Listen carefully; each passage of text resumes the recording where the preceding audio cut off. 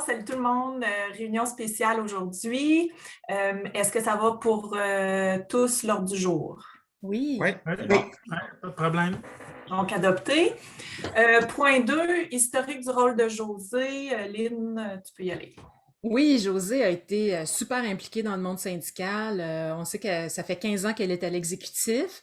Elle a joué plusieurs rôles. Elle a été vice-présidente, agente de grief pendant vraiment plusieurs années, donc très, très investie. Mais elle avait fait du syndicalisme avant aussi à la FIC. Puis elle a eu plein d'autres engagements parallèles à la FNEC, par exemple le regroupement Cégep, le bureau fédéral, elle a fait une année au CCSNO, elle a été aussi très longtemps impliquée au comité de santé et sécurité au travail.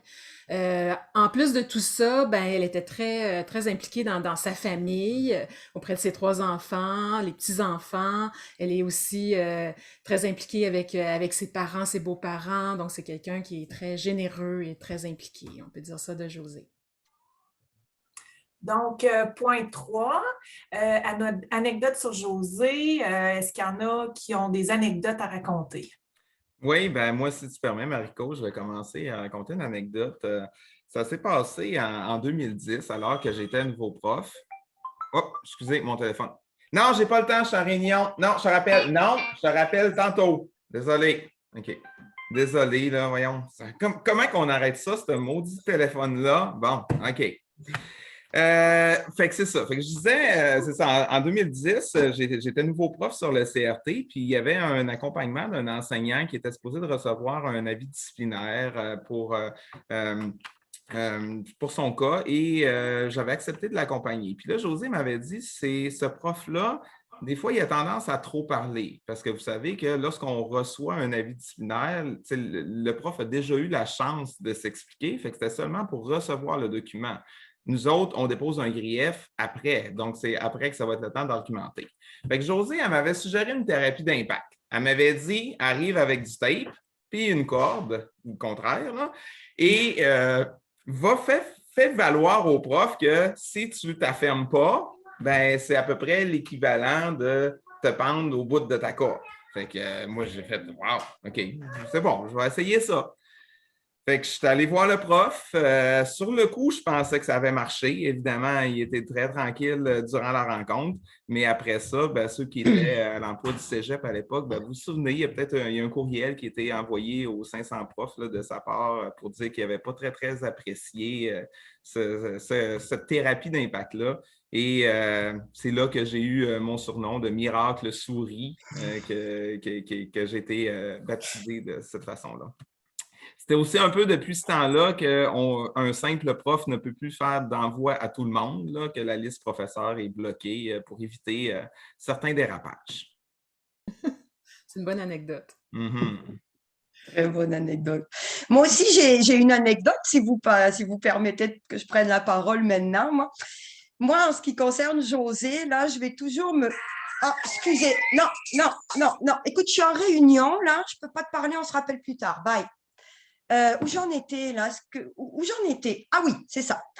Moi, mon anecdote, c'est un voyage entre Montebello et Sherbrooke pour mon premier congrès de la FNEC, où j'ai embarqué avec José dans sa fabuleuse Jeep.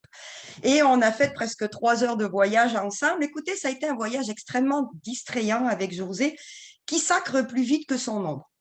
En tout cas, elle applique la loi québécoise qui consiste à décliner tous les sacres en verbes, conjugués, adverbes, pronoms, noms, adjectifs. J'ai une ribambelle de sacres pendant 3 heures. Une chance que je les connaissais tous, parce que sinon, je pense que j'aurais rien compris de tout ce qu'elle m'a dit, mais c'était vraiment très drôle. J'ai passé un moment vraiment très distrayant avec elle. Puis, ben, je voulais la remercier. Puis, c'était mon anecdote qui m'a vraiment marqué de Josée. Ouais, j'imagine que tu t'en souviens. Moi, j'ai pas d'anecdote personnelle avec elle, mais quand je pense à Josée, étant donné mes intérêts à moi, je pense aussi à la chasse puis à la pêche. Je me rappelle une des premières fois en assemblée syndicale que j'ai parlé à Josée. On a parlé de son chalet, elle me parlait du lac là, dans la ZEC où ils sont, puis comment elle pêchait, habillée simplement, je dirais. Et puis là, elle me parlait de ces gros achigans là, de 5 livres, 6 livres. Ouais, José. Mais finalement, elle m'a déjà envoyé des photos, puis c'est vrai, Simonac. Fait que je suis assez jaloux des gros achigans, toute la patente. Fait que c'est une bonne pêcheuse. Puis, ben, pour la pêche aussi, je me rappelle, une des premières années, pas la pêche, mais la chasse. Première année que j'étais à l'exécutif, elle nous envoie une photo. Elle a tué un gros boc, un chevreuil, gros boc. Moi, ça faisait des années que je chassais le chevreuil, puis j'en avais jamais tué. Fait que, encore une fois, elle me battait sur mon propre terrain. Et puis, depuis ce temps-là aussi, là, elle me raconte ses histoires de chasse puis de pêche. Puis, je suis tout le temps jaloux parce que, franchement, elle s'est tapée une orignale aussi. Fait que, vraiment une bonne chasseuse, bonne pêcheuse. Puis, elle nous avait invités même à aller faire un tour là, à Sazec. Là, ça n'a pas marché. Là, mais en tout cas, moi, j'y souhaite qu'elle puisse un jour faire. Attends une minute, là, c'est bon. Okay, c'est parce que je suis en train d'enregistrer quelque chose, là, fait que je te l'avais dit. On se reparle tantôt. Là, OK? Bye. OK, excusez. Bon, ben, en tout cas, ce que je voulais dire, c'est que j'espère qu'elle va pouvoir profiter là, de son chalet, puis de la chasse, puis de la pêche pour la suite des choses. Fait que c'est ça. Moi aussi, j'ai une anecdote avec José. Ah, allô? Ben non, là, tu sais que je suis en réunion, là. OK, bye. En fait, c'est un regroupement cégep. J'avais jamais participé au regroupement cégep et José a toujours à cœur d'intégrer les nouveaux là, à toute la bande du regroupement cégep. Donc, ça regroupe différents représentants syndicaux de plein de syndicats de cégep de région, généralement. Et ça a été vraiment agréable parce que j'étais pas toute seule dans mon coin à manger toute seule. Elle me disait tout le temps, « Ah, veux-tu venir dîner avec nous autres? Veux-tu venir souper? » Elle nous intégrait vraiment bien. Et l'anecdote que j'ai en tête, c'est que moi aussi, j'ai été embarquée dans son Jeep pour monter avec elle à Québec pour un conseil fédéral.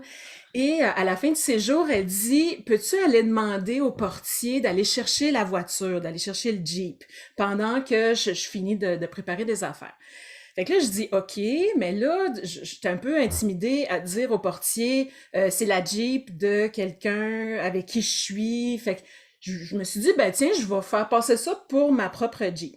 Fait que je vais voir le portier et au lieu de dire, pourriez-vous aller chercher la Jeep, c'est la Jeep de José Pilon, je lui dis, est-ce que vous pourriez aller chercher la Jeep de José Poulain? Je me trompe de nom, et je l'ai souvent appelé José Poulain.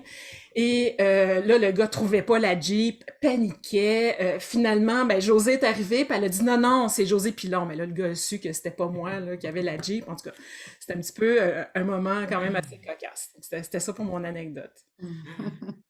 Oui, ben, en tout cas, ben, Josée, vous savez qu'elle a beaucoup d'appareils, là. Elle a un téléphone cellulaire, elle a un portable, elle a sa tablette. Fait que moi, je me rappelle aussi, souvent, elle me demandait des conseils. Elle maîtrise quand même pas si mal ses appareils. Je dirais qu'elle maîtrise à peu près 33% de chacun de ses appareils. C'est peut-être à 3 appareils, peut-être l'équivalent de 1. Là. Mais bon, ben Josée, pour ta retraite, là, si tu as besoin d'aide, je vais pouvoir quand même continuer de t'aider un petit peu là, à maîtriser la technologie. Mais tu vas avoir le temps de suivre des cours à la cabane en Boiron, peut-être, avec le regroupement des aînés pour justement te concentrer et de maîtriser comme il faut la technologie. OK, bien, ça fait le tour des anecdotes. Je vais expliquer au monde pourquoi, dans le fond, le téléphone sonne comme ça. C'est un running gag, vous vous en êtes rendu compte à l'exécutif. Systématiquement, l'exécutif se rencontre une fois par semaine et c'était inévitable. Le téléphone de José sonnait pendant la réunion, à micro ouvert, on l'entendait, c'était ses enfants. Je te l'avais dit de ne pas me parler, on s'en parle plus tard. Chaque semaine, tout le temps, systématiquement. Fait que c'est ça la joke. Puis souvent, Donc même quand là, c'est elle qui prenait la parole, c'est souvent au moment où elle parlait que ça sonnait. C'était vraiment On dirait que ses enfants sont tellement connectés à Josée qu'ils voulaient juste ne pas l'empêcher là, de prendre la parole. Là. Non, c'est notre Josée, on la veut. Eh bien, merci tout le monde. Ça fait le tour des anecdotes. Donc, au point 4, invitation spéciale. Josée, sache qu'on t'invite au prochain party en présence. Un jour, la pandémie va finir, puis on va avoir la chance de se réunir. Donc, tu vas être la bienvenue. On va être super heureuse de te revoir. Puis, finalement, pour le point 5, ben, Bonne retraite. bonne retraite, Bonne Josée. retraite, Josée. Josée. Amuse-toi bien. Oui.